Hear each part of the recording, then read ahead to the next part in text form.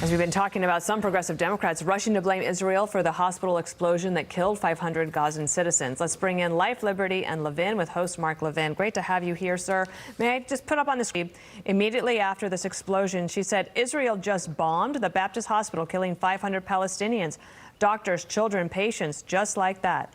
POTUS, this is what happens when you refuse to facilitate a ceasefire and help de-escalate. Your war and destruction only approach has opened my eyes and many Palestinian Americans and Muslim Americans like me.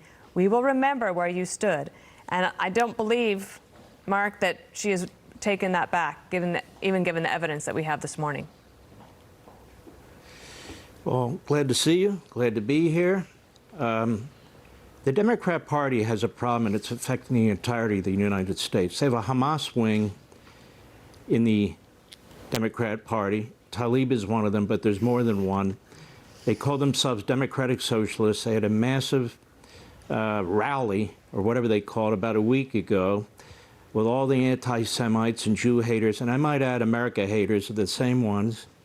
And people need to understand, she is the result, as are many of these others, of a 30, 40-year effort by Hamas and their various terrorist surrogates to infiltrate our college campuses through Students for Justice in Palestine. We know this from the Holy Land Foundation litigation. CARE is another organization that has worked closely with the Democrat Party and previously with the FBI and the Obama administration.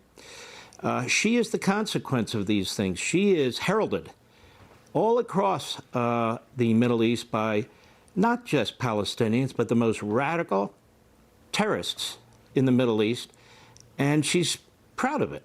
And so she serves here not as a supporter of the United States, which she hates, but as a supporter of these various movements in the Middle East. And then when she comes under attack, she pulls her race card and also then takes a few steps back, because that's what they're taught.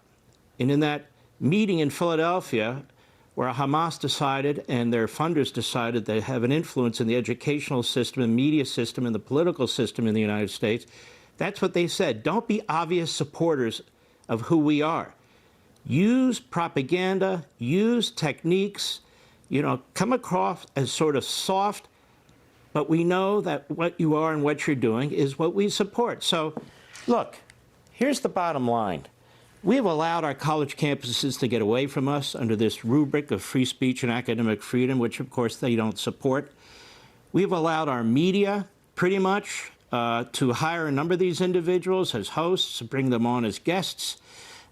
We have given tenure to professors, many of whom come out of the Middle East and are part of this movement or surrogates for this movement, and they're all around us. So people say, is this wokeism? No, it's not wokeism. This is planned. There's many scholarly documents in this. They follow the money. They follow the litigation in the past. They follow the names of the individuals who've come into this country. This is why having a wide open border is absolute suicide for this country. And so you see all these riots going on, right? All over the Middle East, all over the world. These aren't spontaneous. They're feeding them lies. They're feeding them propaganda.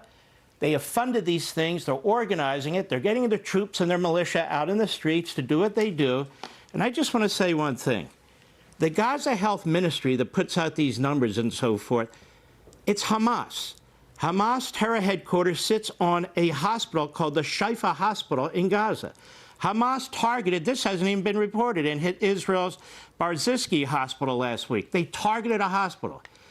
NBC, MSNBC, AP, CNN, Reuters, CBS, those are the ones I just counted, were immediately suggesting, if not directly, implying that Israel was responsible for it. And only information they had was propaganda from a Nazi terrorist organization called Hamas. That's all they had.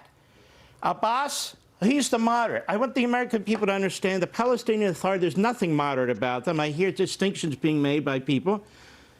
Abbas was the mastermind who funded and strategized the terrorist attack in 1972 in Munich against the Israeli athletes. He's the one who does it. Abbas is the one who hands out pensions to terrorists coming out of the Palestinian Authority territories against Jews. We passed the Taylor Force Act in Congress, which Biden will not enforce, which says if you don't lay off this terrorism, We have to cut you off because you're using American taxpayer money for this.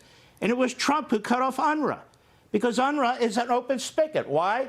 Because the UN Security Council will not call Hamas or the Islamic Jihad terrorist organizations, which means they can get money for quote-unquote refugees. UNRWA deals with refugees, specifically Palestinians, and so we give them $1 billion. In fact, we gave them $75 million about 3 weeks ago, and it's worked through the system, a third of which goes to the Palestinians. And when they say we have very careful methods for watching where the money goes, no, they don't. They don't even have very careful methods where our taxpayers go through COVID-19. How the hell are they going to be able to track all this stuff?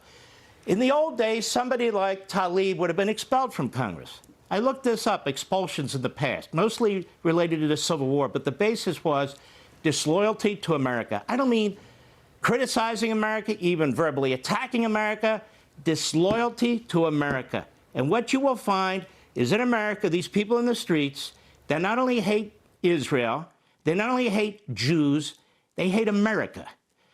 They hate America. And the Democrat Party has a problem within its own ranks. And then finally, if I may, with Joe Biden. Joe Biden has done more than appease Iran, which is the mastermind behind all this. He's funded them. Iran was on its back. Iran was economically in desperate shapes. Their people were rising up. They were working towards overthrowing that government. And in comes Biden, and mostly through the oil monies, as I've explained over the last 10 days. Mostly through the oil monies, they've gotten anywhere from $50 to $100 billion, and that spigot's still on. And Qatar, who's supposed to be our ally, that's where the head of the Palestinian, of the Hamas terrorists, that's where they have safe haven. They're living in five-star hotels. Their kids have Lamborghinis. And Qatar funds Hamas just as much as Iran funds Hamas. And Turkey, our NATO ally, several of the Hamas leaders are given safe haven in Turkey. We have to put our foot down with our so-called allies. You know, this little tiny country of Israel with 7 million Jews, we keep saying about they might get hit from the north. They're getting hit from the south. What if they get hit from Iran? Exactly. They're surrounded. So the extent we have influence with so-called moderate Arab regimes, it's time to exercise it and stop appeasing them. UN missile embargo on Iran expired at midnight. And I haven't seen any reporting that the United States or our allies tried to stop that from happening. That is so shocking. And other than you and a few others mentioning it, you won't find this mentioned in most of the American media, which is focused on a hospital that the terrorists themselves hit, if in fact they hit it. There's now some reporting coming out of the Middle East that it actually hit the parking lot. There's no evidence that 500 people died. And yet, that goes on and on and on, and you hit on the most important point all day. The cap on Iran for making, distributing drones and missiles is now off, so they can provide them to any country they want, whether it's Russia against the Ukrainians, whether it is China against Taiwan, whether it's any country on the face of the earth. This was part of the Obama deal. At some point, the caps come off. Well, the cap came off. Biden doesn't talk about it. Blinken doesn't talk about it. Most of the media in America are too busy focused on attacking Israel. The fact is that what you just mentioned is a direct threat to the United States, because it's the same country, Iran, that's moving at blazing speed to get its nukes. They're building ICBMs. They put those nukes on the ICBM. And then what are we going to do? Want to see more Mark Levin? Go to levintv.com and subscribe now.